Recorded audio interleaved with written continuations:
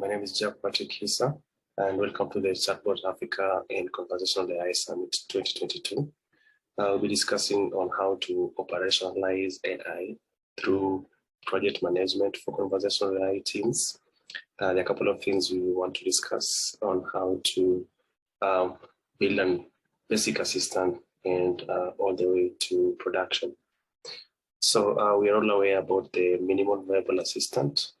Teams are familiar with agile development, whereby the goal is to start with a prototype that is quite quick to build, so the team can test the hypothesis of how best to solve the user's problem.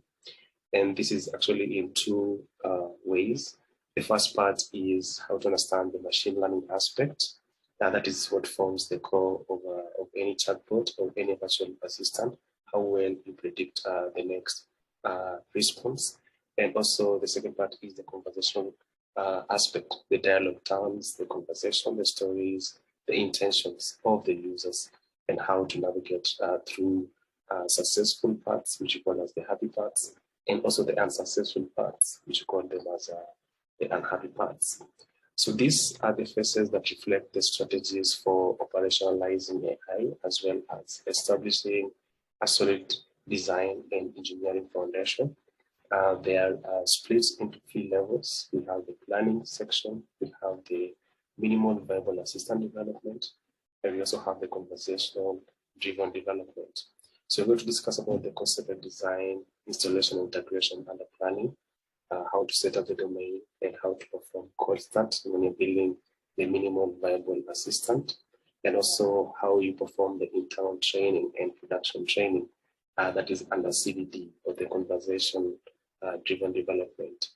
So the first phase, where we talk about concept and design, we have 3 things we have to adhere to. The first thing is you have to establish the scope and the architecture of your assistant. You have to begin with the research, exploring, and collecting data around the proposed use case. You have to understand that these assistants have to be specific about a particular domain. So you collect data, or you collect training data that is particular to a particular use case, or they are assigned to a particular use case, before narrowing the scope to 1 or 2 initial target use cases. After that, you map out a few sample conversations to support the use case.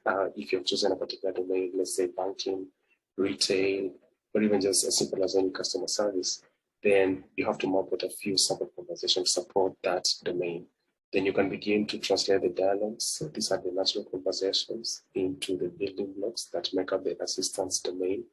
We're talking about the intents. The intents are what the user wants from the bot, or the intentions.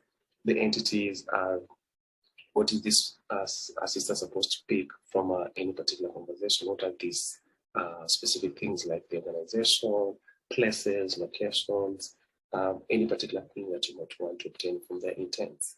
The slots and the actions. Slots are particularly what do you want to memorize, or what should you store in memory. Once you're done with that, also you have to map the architecture and determine the hosting requirements. Any assistant has to be distributed and has to be online. So you have to map out, or you have to establish a plan for the backend integrations and deployment. We're talking about the DevOps, who's going to host this, and which cloud platform, if you want to make it to be distributed, are you supposed to go with. Once you're done with the concept and design, the second phase is about the installation and integration. You have to install all the systems that support the development of the assistant. Talking about securing and installation of the secure system certificates, configuring databases to store conversation and application data, setting up continuous integration and continuous deployment pipelines to automate deployment and testing. And these are very important development aspects that actually contribute to the agile kind of approach when it comes to conversation assistance. And also besides that, you have to perform the integration with backend systems. If you have a customer relationship management or a database of customer data, you have to see how you're going to integrate that. If you have any APIs, you want the assistant to leverage this kind of APIs to fetch some data from the APIs. You also have to configure these systems. And we're talking about the backend engineers in this case on the team. They have to work to build out the custom action server and define methods for connecting to these services. They are external services, so you have to define some custom kind of actions so that you can be able to integrate this in the backend. Then we have the phase 3, where we create the domain, or we talk about the domain creation. It's very important. It forms like the brain of the assistant. We describe an area of expertise. What do we want our assistant to be eloquent in, or which industry or which particular use case do you want our assistant to be very much effective. So we define the elements that represents all of the things the assistant can understand, do, and remember. So all of the assistant's intents, we're talking about the user's intentions, the entities that are protected by these users, talking about places, in a particular use case, what you want the user to store in, what you want the assistant to store in memory, and actions, how do we want, what's the level of dynamism do we want these assistants to have, how much dynamic do we want these assistants to be, in form of how they connect to the APIs, and how they fire events that are activated by the user. Forms a form of some sort of business logic. You want some particular flow of rules whereby you want to get information from the user. Can we actually activate some events that can fetch some information from the user? And also we have the responses. This is what the assistant or the bot is supposed to respond to the user, and make that the assistant's domain. So the team forms a clearer understanding of which conversational building blocks are needed by building this out. So once you have the domain, then you can perform a cold start. And this is where we're talking about, it has to do with the training data, or rather the lack of training data. When you started building these assistants, you don't have necessarily to have all the data that is required. You might just have a section of the data, you might just have a sample, some few kind of examples that can enable you to build a weak model or a weak assistant that can actually perform very basic utilities. So you have to write an initial training data set, and this can be in two forms. Either you pull example utterances from historical user data, like chat transcripts, or you can create your own examples for each intent by thinking of variations in ways a user might express the topical goal. And also in this case, you don't have to think about every other maybe a trajectory. You just have to think about the basic kind of terms or the basic intents that the user will project. During the later phases, the team should focus on sourcing more examples from the real user conversation, with a goal of reaching about 90% user-generated training examples by the time the assistant is shipped to production. So we are writing the minimum stories of the training dialogues and rules required to cover each of the happy parts. Remember, this is actually what builds the minimum viable assistant. It actually has to be successful in very simple kind of happy parts. Then we can depend on the user to project any other dialogue terms, any other kind of intents, and then we can improve the model further by what the user might require info of the dialogue terms. So once we have the MVA, or the minimum viable assistant, then we can do some internal training. Once you have a minimum viable assistant, put the prototype to the test. We are exposing this prototype to something it has never seen internally, whereby we are conducting some usability tests. So we want to validate the assumptions you've made about the assistant's design, some hypotheses that you have actually come up with. We want to capture the things test users say to the assistant and turn those messages into training data. Try to recruit volunteers from outside of the development team, because if you recruit volunteers from your team, they might actually know what the assistant is aware, and they might fool the assistant into believing that it might actually understand the dialogue terms because they have been exposed to its domain. So it's better for you to recruit volunteers that are away from the project so that they can actually introduce some terms that the assistant is not used to, or it has never seen, for instance. So you have to build a set of test conversations to validate that conversations that worked in the past continue to work as you release the model updates.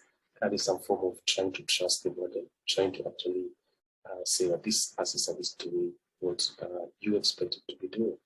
So setting up tests in your continuous integration and continuous deployment program ensures stable and reliable updates when you're in production. And this is what actually builds the assistant. So build the learning aspect, the machine learning aspect of the assistant. The fact that you can actually leverage what the user is saying, what the users are providing in form of the training data, and feed that into the assistant pipeline and iterate that and see how the model can actually adjust to what the user might require, or what the user is actually project in terms of the testing. Once you're done with the internal testing, then it's time for production. And also under production, we have some little bit of training where the assistant encounters the real end users for the first time. These are different from the users you recruited, or maybe the tester that you recruited to actually test your model or the assistant internally. These are the customers that are supposed to actually use these assistants. How is this assistant supposed to behave, and how are we supposed to monitor its behavior? So we have the training part where the model training is using data collected from the real user interactions. We keep reviewing conversations during this period to build up your data sets and make iterative improvements based on the user behavior you observe. And during the launch, we use a tiered rollout strategy, whereby we say that we give a percentage of user traffic that is directed to the assistant initially, then gradually is increased over time. But this has some impact on the compute and also some impact in terms of the traffic. So we might have to use load testing and performance monitoring to keep an eye on the compute resources. Now, this is in terms of making sure that this assistant is online, is distributed, it has very low or maybe very minimum lag times, and has very high bandwidth in terms of how it's interacting with the users. It's very important for us to monitor the resources that is actually consuming. But this might be the job of maybe, let's say, a DevOps engineer or even a cloud architect, because this assistant has to reside either on a cloud platform, most of the time on a cloud platforms. So it's very important for us to consider that aspect. So in conclusion, let me say that for a fully finished assistant, we actually, for us to achieve a fully finished assistant, then we have to get the prototype into the hands of the users as early as possible.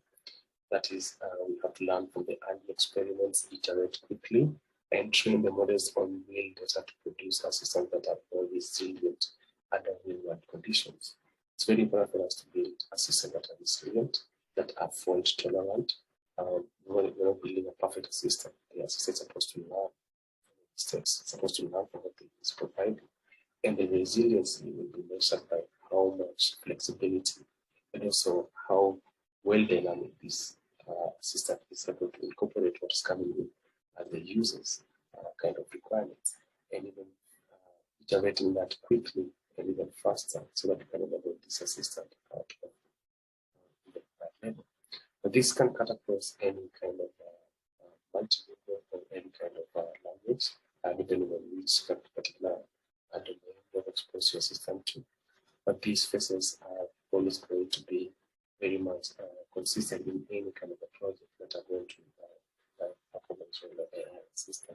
It's very important for us to consider. Thank you for your time.